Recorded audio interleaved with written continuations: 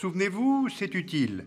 Le mur de Berlin a séparé un même peuple pendant presque 30 ans, traduisant au sol la division du monde en deux blocs idéologiques opposés.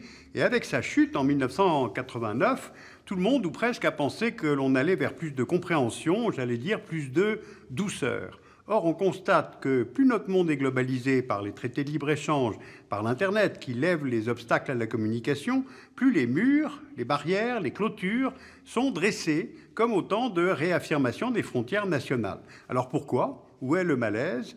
Et ensuite, à quoi servent exactement les murs au XXIe siècle? On compte aujourd'hui 70 murs dans le monde, qu'ils soient construits ou planifiés. Ils s'étendent sur 26 000 km linéaires, soit 10% du total des frontières terrestres. Alors par mur, on entend une barrière non mobile aux fondations maçonnées. Ce sont parfois de véritables murs, comme celui construit par Israël en Cisjordanie, ou des clôtures de sécurité, comme celle construite par l'Inde au Cachemire, toujours en litige avec le Pakistan, mais aussi des frontières grillagées, comme celle érigée par le Botswana à sa frontière avec le Zimbabwe. On peut repérer aussi sur la carte le mur le plus ancien qui sépare les deux Corées depuis 1953, le mur le plus moderne, qui est le mur électronique que l'Arabie saoudite est en train de construire sur sa frontière avec l'Irak, mais aussi le plus singulier, la digue de sable érigée par le Maroc à travers le Sahara occidental. Alors regardez ce graphique, il montre bien l'évolution du nombre de murs dans le monde depuis 1989. Il y a aujourd'hui 5 fois plus de murs qu'au moment de la chute du mur de Berlin, nos données étant celles d'Elisabeth Vallet de l'Université du Québec à Montréal. Alors on voit sur le graphique que leur nombre a stagné après 1989, puis que le rythme de construction s'est accéléré après le 11 septembre 2001 et plus encore après 2010. Alors à quoi servent les murs construits au XXIe siècle? Commençons par celui qui sépare l'Inde du Bangladesh. Il couvrirait entre 2700 et 3200 km, ce qui en fait le mur le plus long du monde. Il a été commencé dans les années 80 et achevé en 2010. Il a été construit sur une frontière complexe. D'une part, elle divise le groupe linguistique du bengali et elle est basée sur la religion. Et d'autre part, elle n'est pas fixe à cause du Gange et du Brahmapoutre qui la traverse. Mais alors pourquoi l'Inde a-t-elle presque totalement fermé sa frontière avec le Bangladesh? D'abord pour lutter contre l'immigration illégale, car les migrants bangladais fuient la pauvreté, mais aussi la plus grande densité de population du monde, et ceci pour aller travailler chez le grand voisin indien. Deuxième raison, l'Inde cherche à se protéger. Dans un premier temps, des infiltrations de rebelles séparatistes dans les États du nord-est de l'Inde, et aujourd'hui pour lutter contre la menace djihadiste. Et puis troisième raison, les trafics de drogue, d'êtres humains et la contrebande. Autrement dit, l'Inde veut renforcer la sécurité intérieure du pays. Ce mur, qui fait plus de 200 morts par an, paraît infranchissable, et pourtant on y trouve l'un des postes frontières les plus importants d'Asie, Petrapol, où passent 1200 personnes par jour, et dans les faits, la contrebande reste tolérée. Ce mur représente surtout un autre type de séparation, car il divise des populations au niveau de vie très différent.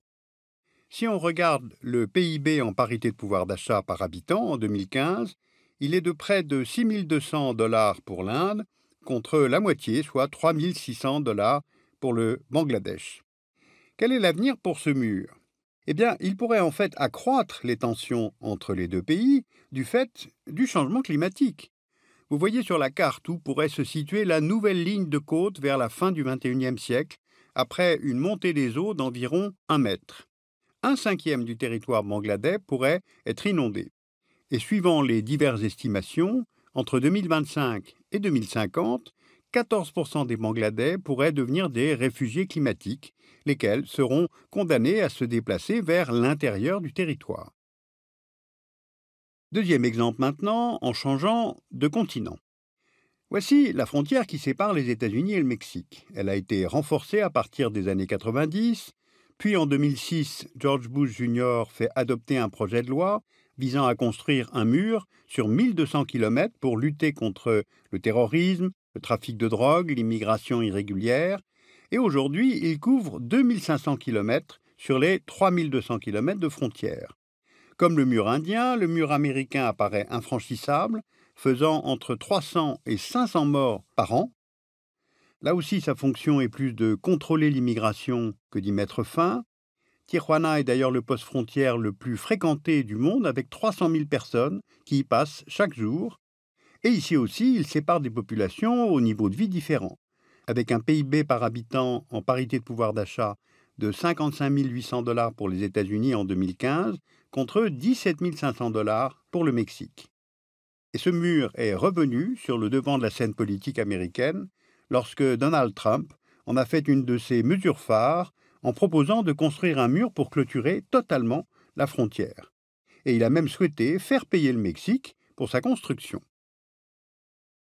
Mais avant de vouloir répondre à une supposée arrivée massive de clandestins mexicains, Trump devrait être un peu honnête avec les chiffres de l'immigration, car si on prend l'évolution du nombre de Mexicains tentant de franchir la frontière illégalement depuis 2000, on voit qu'il est passé de 1 600 000 en 2000 à 230 000 en 2014, soit une diminution de 85%.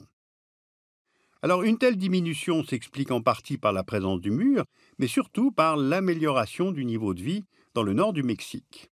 Et puis, ce mur, de plus, ne fait que dévier les routes de migration. Dans un premier temps, la fermeture progressive de la frontière en Californie a conduit au déplacement des flux migratoires vers l'est, vers le désert de l'Arizona. Puis la progression du mur les a déplacés plus encore vers l'est. Et aujourd'hui, le mur couvre la quasi-totalité de la frontière, sauf 2 sections au Texas, là où le Rio Grande forme un rempart naturel.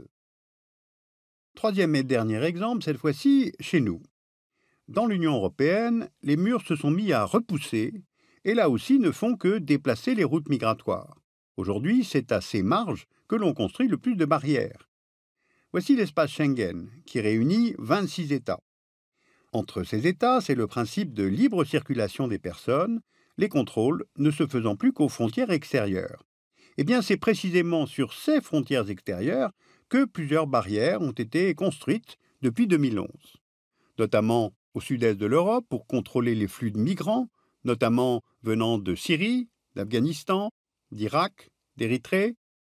Il y a tout d'abord la barrière construite par la Grèce, au nord de sa frontière avec la Turquie, face à la ville turque d'Edirne.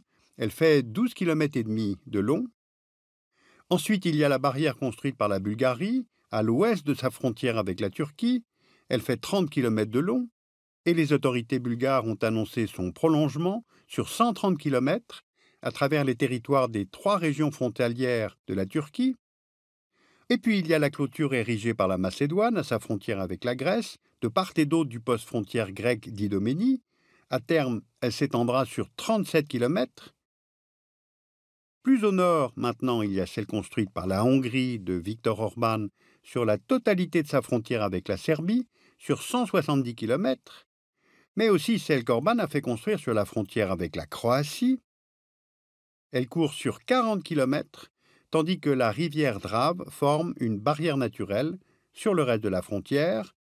Et on voit bien sur la carte que cette barrière sépare 2 pays membres de l'Union européenne, la Hongrie étant dans Schengen, en bleu clair, tandis que la Croatie n'y est pas, en bleu foncé. On a un cas de figure identique avec la Hongrie, qui prévoit de construire une barrière à sa frontière avec la Roumanie, ainsi qu'avec la Slovénie, qui construit une barrière à sa frontière avec la Croatie. Voilà donc toutes ces barrières érigées récemment sur les frontières extérieures de l'espace Schengen, et parfois même entre 2 pays qui appartiennent à l'Union européenne. Et de plus, il y a un État qui érige des barrières au sein même de l'espace Schengen, c'est l'Autriche. On voit que tous ses voisins appartiennent à Schengen. Eh bien, cela n'a pas empêché Vienne de construire une clôture de 3,5 km sur sa frontière avec la Slovénie, de part et d'autre du poste frontière de Spielfeld, qui est la porte d'entrée de l'Autriche sur la route des Balkans.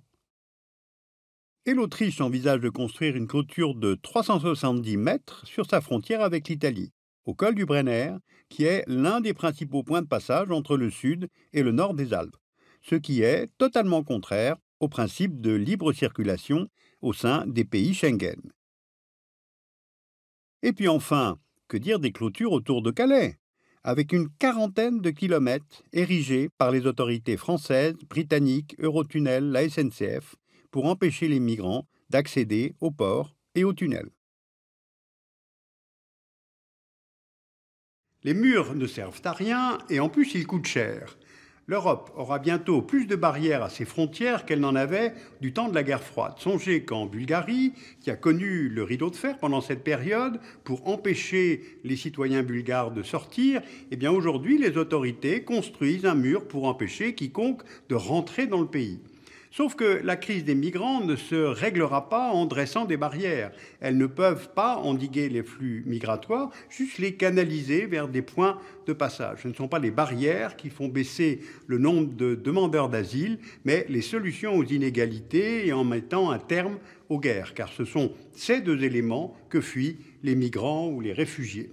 Il faut que les pays européens qui érigent des clôtures sachent bien que le nombre de migrants, de demandeurs d'asile qui traversent la Méditerranée ne va pas se tarir. Les nouveaux murs ne prétendent pas être des solutions, ce sont simplement des réponses, des démonstrations de souveraineté nationale pour rassurer les opinions publiques. Alors je vais vous parler d'Elisabeth Vallet qui travaille au département de géographie de l'Université du Québec à Montréal. Vous pouvez lire d'elle Borders, Fences and Walls chez Ashgate. Et puis la revue Questions internationales du printemps-été 2016 à la documentation française avec tout un dossier sur le réveil des frontières.